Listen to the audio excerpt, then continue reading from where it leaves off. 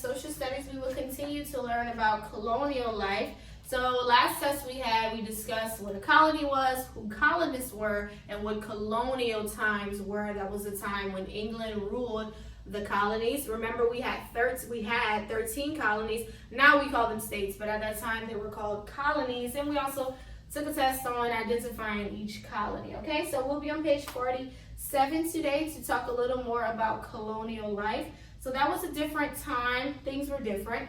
And so let's go ahead and talk about the houses that they lived in. So what kind of houses did people live in during colonial days? Well, that would depend on where they lived.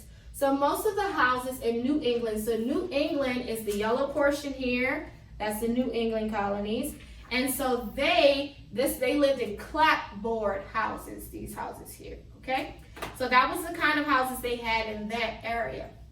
Next, many colonists who lived in Pennsylvania or New York built log cabins, okay? And then a colonist living in Maryland, we know Maryland is right here.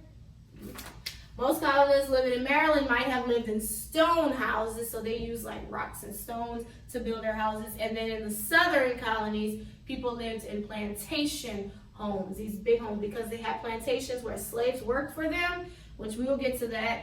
But that's why they built these, they were called plantation homes, because they were homes built on the plantation. So clapboards, that's the house here, were long, narrow boards used to make siding to cover the homes. Siding was used to protect the home from weather. Stone houses, like in Maryland, were often built of stone that were cleared from fields, and many different kinds of stones were used, like sandstone, granite, and limestone. And the styles of the home often reflect the European country from where the colonists came. So the homes they built, that's the homes they had back in Europe when they were living in Europe, so they just built them here, okay? So let's go ahead and go to page 48. Very few colonists had glass windows in their houses. Glass was very expensive. So now we build a house, we know we're gonna have glass, but at that time it wasn't that easy to get glass. It was so expensive.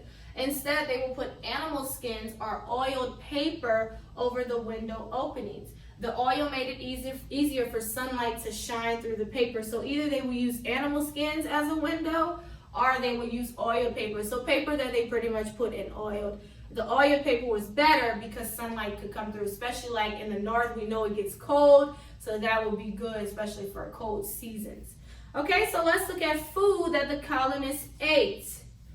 Colonial women did not have many pots or pans. They cooked meat and vegetables together in the same kettle over a big fireplace, and that's an example. So they didn't have the variety of pots and pans. I'm sure now if your parents are cooking, they can cook one thing in this pot, one thing in this pot. Well, that's not how they had it at colonial times. They usually had one good pot, and so they would often put the meat and vegetables together, which is like a type of stew or a soup or a gumbo. Well, you don't put vegetables, but anyway, so they cooked meat and vegetables together and over a big fireplace, and the colonists, this was what they ate like almost every single day. So we have a privilege. We don't have to eat the same thing every day, right?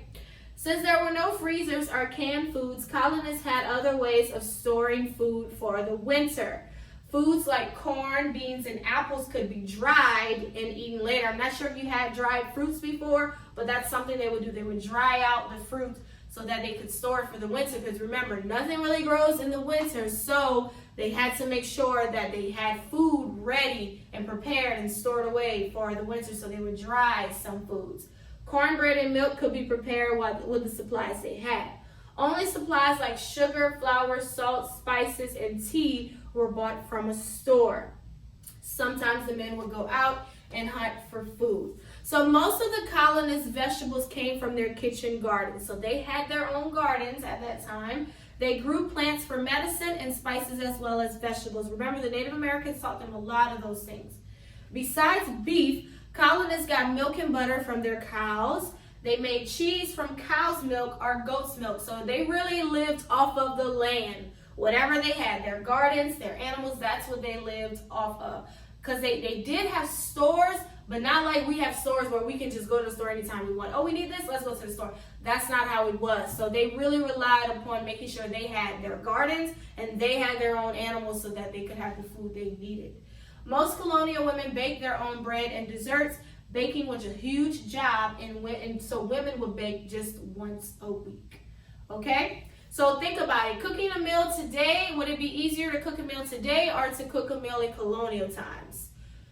Definitely to cook a meal in colonial times. It's a lot easier to cook today. First of all, we have a stove with 4 burners where they only had the big fireplace and one pot. And so, it's a lot easier today. So just imagine, being alive during that time. Well, if you were able to be a colonist. Okay, so they didn't have refrigerators at that time either because there was no electricity. So, it's a lot of things that were different compared to now. So, all right, so that's your lesson this week, just about colonial life, the houses, and the food that they ate. Next week, we will continue to talk about the colonists and the shops that they had. Okay, so that's your social